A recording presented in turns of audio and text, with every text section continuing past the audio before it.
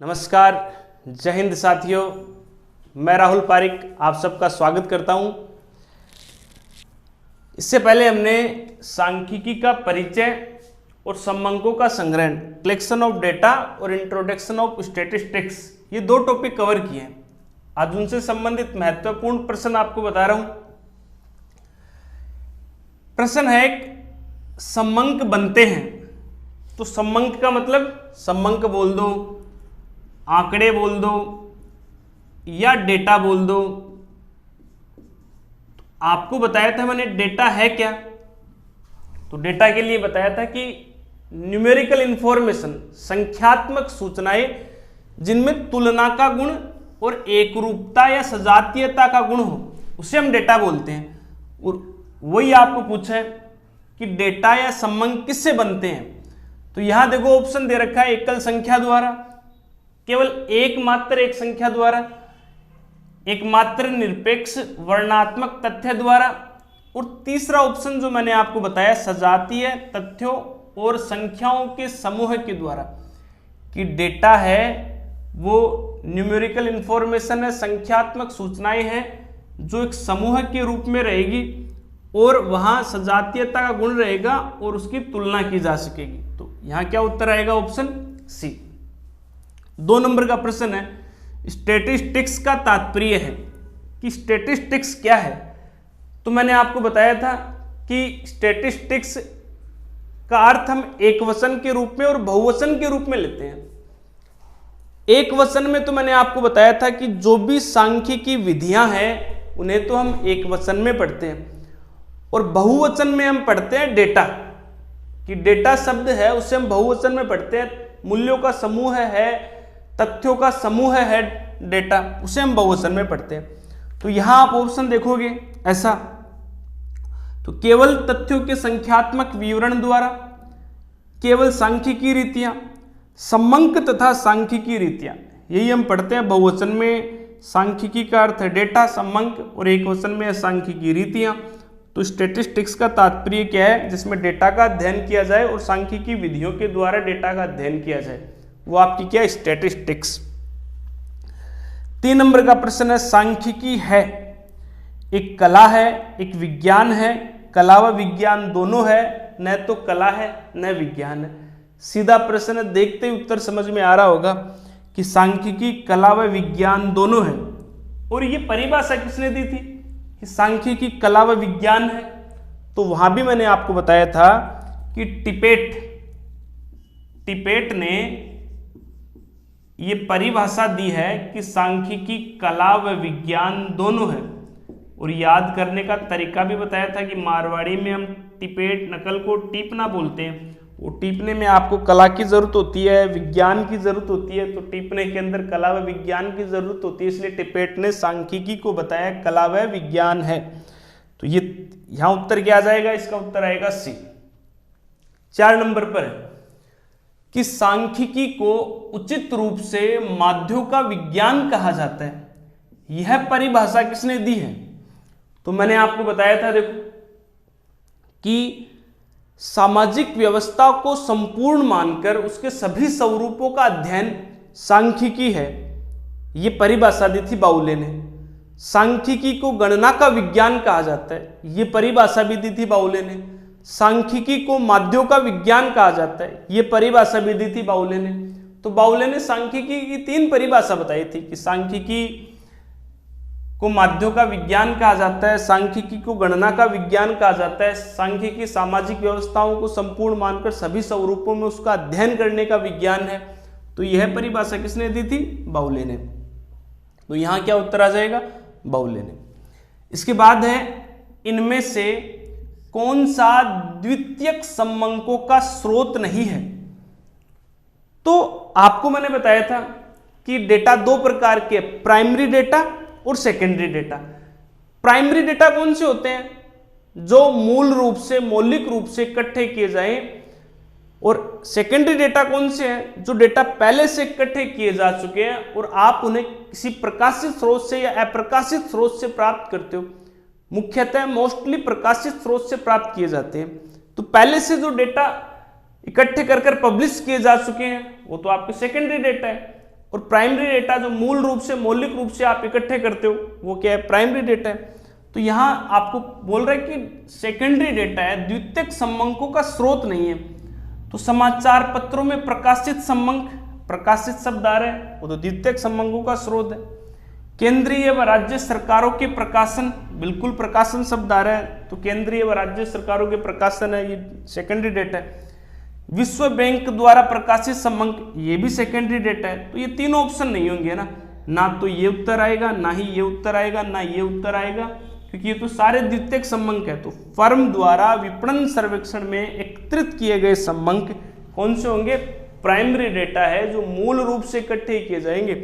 कि एक फर्म है वो विपणन मतलब मार्केटिंग के लिए, मार्केटिंग का सर्वेक्षण कर रही है, उसके लिए डेटा इकट्ठे करेगी, तो वो डोर टू डोर जाकर करेगी, व्यक्ति टू व्यक्ति मिलकर करेगी, तो वो कौन सा है, मतलब प्राइमरी डेटा। उसकी जो विधि है मैंने आपको बताई थी, प्रत्यक्ष है, अप्रत्यक्ष मौखिक अनुसंधान है, प्रत्यक्ष व्यक्तिगत अनुसंधान है, चाहे प्रश्नावली भेजे, चाहे अनुसूची भरकर भेजे, चाहे संवाददाताओं को नियुक्त करे, लेकिन वो सारे क्या प्रत्यक्ष तरीके, वो प्राइमरी मेथड है, जो मेथड दे रखे हैं उनके द्वारा इकट्ठी किए जाएंगे। तो ये कौन सा उत्तर हो जाएगा इसका, यहाँ पर, यहाँ उत्तर आएगा 5 में सी।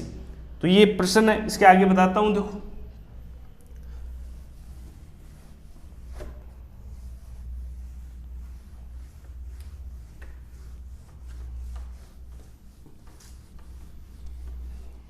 आप पढ़ते रहो, जो बताया है मैंने वो पढ़ते रहो, प्रश्न कैसे आते हैं वो सब कुछ मैं आपको साथ साथ करवाता रहूंगा। और ये दोनों टॉपिक है, इनमें तो मैंने आपको बताया था कि बड़े सिंपल और सीधे से प्रश्न आपको मिलेंगे। ये दोनों टॉपिक है, थ्योरेटिकल टॉपिक है, बहुत ज्यादा डिटेल में मत घुसना, कहीं आप सोचो इनके 100 200 500 प्रश्न तो इस टॉपिक के ही करें क्या, कोई मतलब नहीं निकलेगा। केवल 10-5 प्रश्न ही पर्याप्त है, सफिशियंट है, थोड़ा सा मैटर पढ़ना ही सफिशियंट है, इस बात का ध्यान रखना। आगे हम चलेंगे तब बहुत सारे प्रश्न करने की आवश्यकता होगी, तब हम वहां बहुत सारे प्रश्न भी करेंगे। इसके बाद देखना क्वेश्चन है, प्राथमिक समंकों के, प्राथमिक समंकों के संग्रह की रीति है। प्राइमरी डेटा है उसको कलेक्ट करने का मेथड कौन सा है, वो आपको पूछे। ऑप्शन दे रखे हैं, एग्जाम में जैसा रखा है वही लिखता हूं मैं। अंतरराष्ट्रीय प्रकाशन,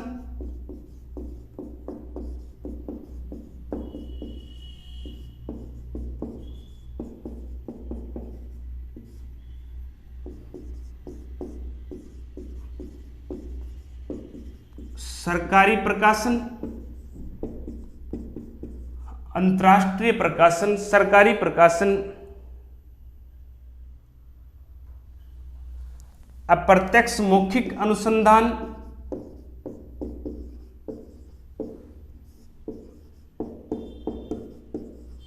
अप्रत्यक्ष मौखिक अनुसंधान, और डी है प्रकाशित स्रोत।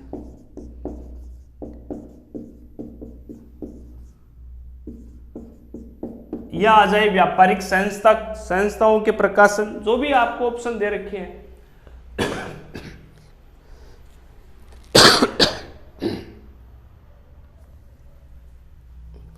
तो यहां क्या उत्तर आएगा, यहां उत्तर आएगा प्राथमिक समंकों के संग्रह की रीति कौन सी है, तो अंतरराष्ट्रीय प्रकाशन, प्रकाशित हो चुके हैं तो द्वितीयक डेटा है। सरकारी प्रकाशन, अप्रत्यक्ष मौखिक अनुसंधान, तो यहां क्या उत्तर आएगा, अप्रत्यक्ष मौखिक अनुसंधान। क्योंकि मैंने आपको बताया था कि जो प्राइमरी डेटा है, प्राथमिक समंक है, उनको इकट्ठे करने की, उनको मतलब कलेक्ट करने का जो विधि है, वो ये विधियां बताई थी मैंने कि प्रत्यक्ष व्यक्तिगत अनुसंधान, जहां आप डेटा इकट्ठे करने के लिए डोर टू डोर जाओ, पर्सन टू पर्सन जाओ, सीधी बात है, शॉर्ट नोट्स लिखा करो, door to door, person to person मिलकर इकट्ठे करें वो डेटा, इतनी ही बात आपसे पूछेगा। या अप्रत्यक्ष मौखिक अनुसंधान, कि जिन चीजों को प्रत्यक्ष रूप से नहीं जाना जाए या जहां अनुसंधान का क्षेत्र विस्तृत रहे, वहां हम अप्रत्यक्ष मौखिक अनुसंधान विधि काम में लेंगे। तीसरा मैंने बताया था संवाददाताओं से संवाददाताओं से सूचना प्राप्ति,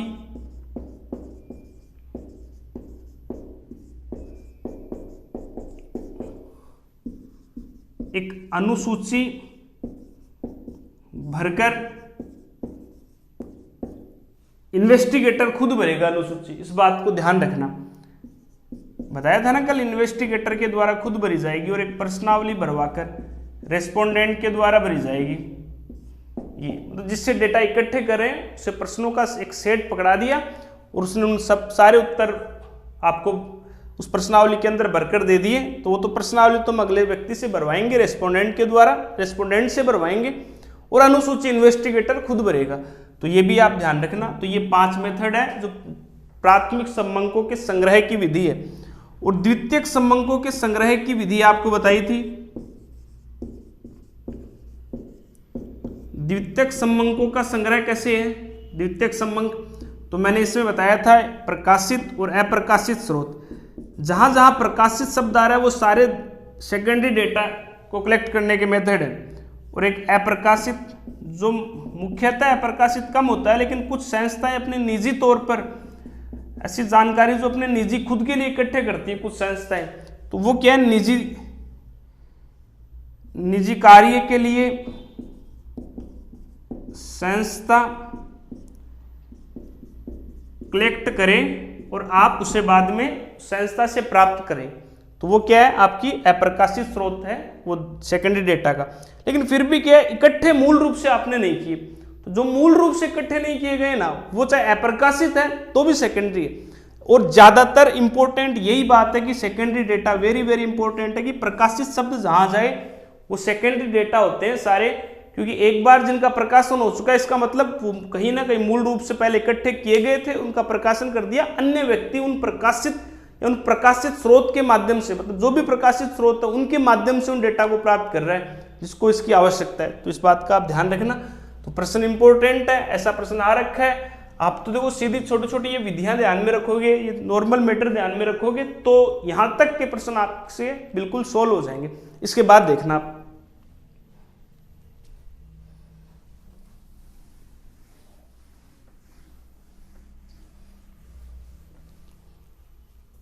आगे क्वेश्चन है, प्रश्नों की ऐसी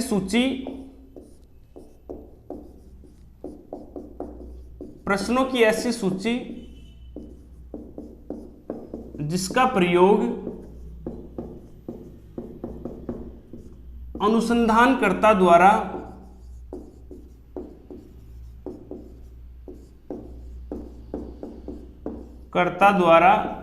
स्वयं क्षेत्र में जाकर, जिसका प्रयोग स्वयं अनुसंधानकर्ता द्वारा क्षेत्र में जाकर किया जाए। और इसके दो ही ऑप्शन लिख रहा हूं मैं, प्रश्नावली और अनुसूची। प्रश्नावली और अनुसूची।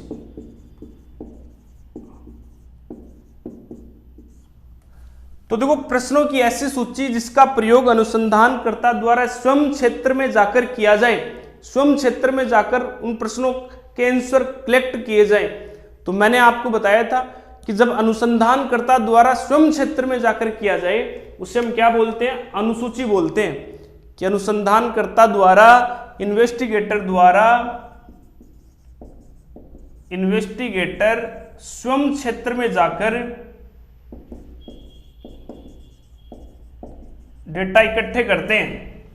खुद ही इन्वेस्टिगेटर भरेगा इसे, और इन्वेस्टिगेटर द्वारा खुद भरेगा तो क्षेत्र में जाना जरूरी है, तो क्षेत्र में जाएगा इन्वेस्टिगेटर, जिससे सूचना प्राप्त करनी है उससे प्रश्न पूछेगा। जो भी मिनिमम प्रश्न होंगे, बार बार बोलता हूं मैं, उद्देश्य के अनुसार जो भी मिनिमम प्रश्न होंगे वो प्रश्न आदर्श प्रश्न माने जाते हैं, उतने प्रश्न उस व्यक्ति से पूछेगा और अपनी जानकारी प्राप्त करेगा। तो ध्यान रखना कि प्रश्नों की ऐसी सूची जिसका प्रयोग अनुसंधानकर्ता द्वारा स्वयं क्षेत्र में जाकर किया जाए वो क्या है, वो अनुसूची है।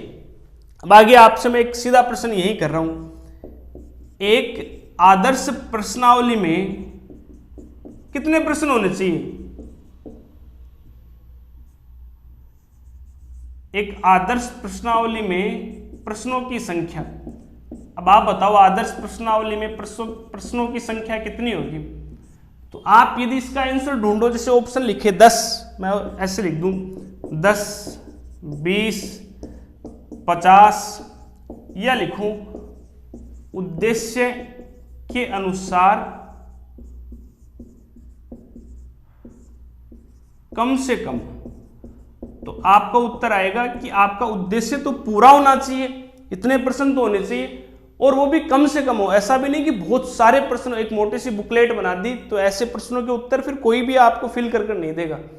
तो प्रश्न आपको उद्देश्य के अनुसार और कम से कम हो, वो एक आदर्श प्रश्नावली के अंदर प्रश्नों की संख्या होनी चाहिए।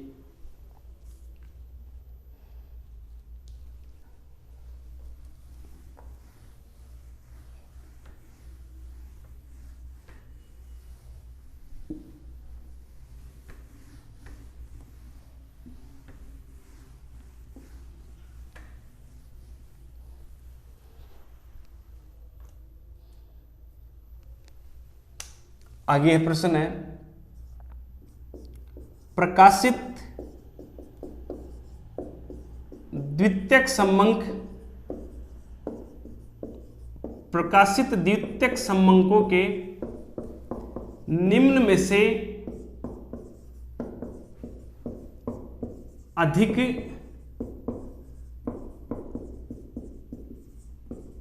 परिशुद्ध होने की प्रत्याशा है, कि जो प्रकाशित समंक है, जो प्रकाशित समंक है, और ऑप्शन है अर्ध सरकारी प्रकाशन,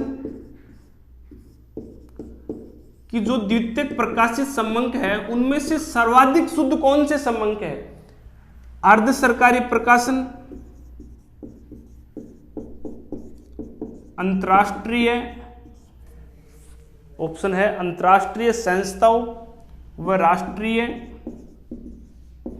अंतरराष्ट्रीय संस्थाओं व राष्ट्रीय सरकारों के प्रकाशन,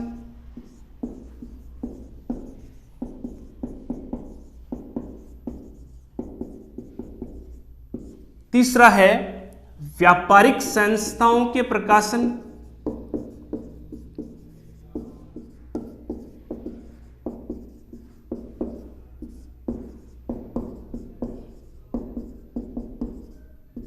डी है इनमें से कोई नहीं।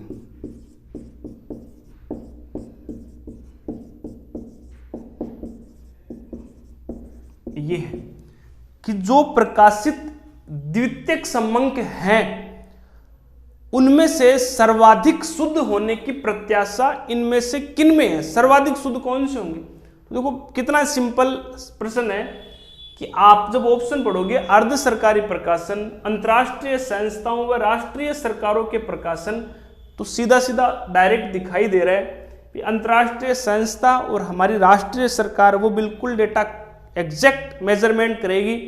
यथार्थ शुद्ध तो मैं क्या बोलूं, ये बोल सकता हूं कि बिल्कुल शुद्ध डेटा इकट्ठे करेंगे। तो इसका मतलब है WHO यदि स्वास्थ्य पर अंतरराष्ट्रीय संस्था यदि रिपोर्ट दे रही है तो ज्यादा बेटर है WHO के द्वारा। अब विश्व व्यापार पर WTO जो बताएगा वही सबसे ज्यादा शुद्ध है, और राष्ट्रीय स्तर के जो भी डेटा है यदि वो सरकार, राष्ट्रीय सरकार बताएगी वही सबसे ज्यादा शुद्ध है राष्ट्रीय स्तर के डेटा। तो यहाँ क्या होगा, अंतरराष्ट्रीय संस्थाओं व राष्ट्रीय सरकारों के प्रकाशन वो सर्वाधिक शुद्ध माने जाएंगे। तो जो इससे पहले जो मैंने 2 टॉपिक आपको करवाए हैं उनसे इस प्रकार के एग्जाम में आपको प्रश्न पूछ सकता है, ऐसे एग्जाम में प्रश्न बनते हैं। मैं फिर बोल रहा हूं, शुरुआती टॉपिक है, इन टॉपिक पर बहुत ज्यादा मत उलझना। यदि आप कंटिन्यू देखो, कंटिन्यू बने रहना, क्लास देखते रहना, जो भी स्टेटिस्टिक्स का सिलेबस होगा संगणक का वो मैं एकदम बिल्कुल शॉर्ट क्लास में वो सारे कंप्लीट और अच्छे से अच्छा मैटर आपको प्रोवाइड करवा दूंगा। आप क्लास को देखते रहिए, लाइक और शेयर करना मत भूलना। धन्यवाद।